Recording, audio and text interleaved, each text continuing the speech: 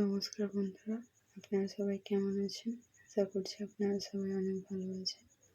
এখন আপনারা দেখছেন ভুতুড়ে ডায়েরি 01, সাথে আছি আমি সালমা। আপনাদের সাথে আজ আমি একটা গল্প শেয়ার করতে চাই। তো চলুন বেশি কথা না বাড়িয়ে গল্পটা শুরু করা যাক। তো গল্পের নাম হলো ভুতুড়ে পুতুল। পশ্চিমবঙ্গের এক ছোট্ট শহরে থাকতো টিয়া নামের এক মেয়ে। টিয়ার খুব পুতুল ভালো লাগতো। একদিন তার বাবা শহরের পুরনো এক দোকান থেকে একটি সুন্দর পুতুল কিনে নিয়ে এলেন। দোকানদার পুতুলটা দিতে গিয়ে বলেছিলেন, এই পুতুলটা সাবধানে রাখবেন, এটা একটু আলাদা। টিয়ার বাবা কথাটা গুরুত্ব দেননি। প্রথম দিন সব কিছু ঠিকই ছিল। টিয়া পুতুলটার নাম রাখলো মীরা। সে সারাদিন মীরার সঙ্গে খেলতো, কিন্তু রাতে ঘুমাতে যাওয়ার আগে সে লক্ষ্য করলো পুতুলটা যেন অন্যদিকে তাকিয়ে আছে। টিয়া ভাবলো হয়তো সে ভুল দেখছে। পরের দিন সকালে উঠে দেখে পুতুলটা তার বিছানার পাশে বসে আছে, যেখানে সে রাখেইনি। ধীরে ধীরে অদ্ভুত ঘটনা ঘটতে শুরু করলো। রাতে টিয়া শুনতে পেল কারো ফিস ফিস শব্দ। টিয়া, খেলতে এসো। একদিন মাঝরাতে টিয়ার হঠাৎ ঘুম ভেঙে গেল। সে দেখল পুতুলটা তার দিকে তাকিয়ে আছে, তার আর ঠোঁট নড়ছে। ভয়ে টিয়া চিৎকার করে উঠল। পরের দিন মা পুতুলটা ফেলে দিতে চাইল, কিন্তু আশ্চর্যের বিষয়, পুতুলটা যতবার ফেলা হয় ঠিক ততবারই টিয়ার ঘরে ফিরে আসে। শেষে তারা সেই দোকানে গেল, কিন্তু দোকানটা আর নেই, যেন সেখানে কোনো দোকানই ছিল না।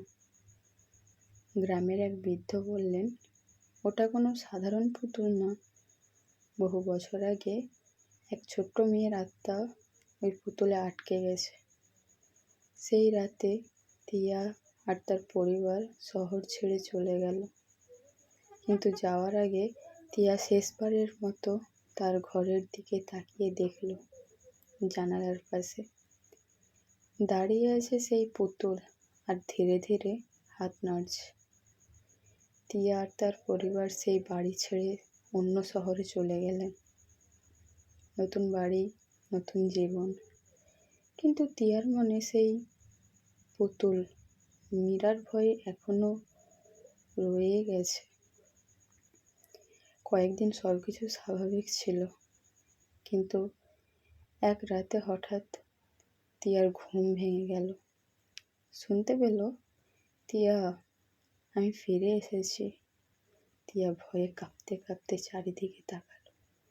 ঘরে কেউ নেই। পরদিন সকালে তার আলমারির ভেতর থেকে একটা অদ্ভুত শব্দ আসতে লাগলো। সে ধীরে ধীরে দরজা খুলল, আর ভেতরে যা দেখলো তা দেখে তার গলা শুকিয়ে গেল। সেখানে বসে আছে মীরা পুতুলটা। টিয়া চিৎকার করে উঠল। তার বাবা মা দৌড়ে এলেন, কিন্তু তারা কিছুই দেখতে পেলেন না।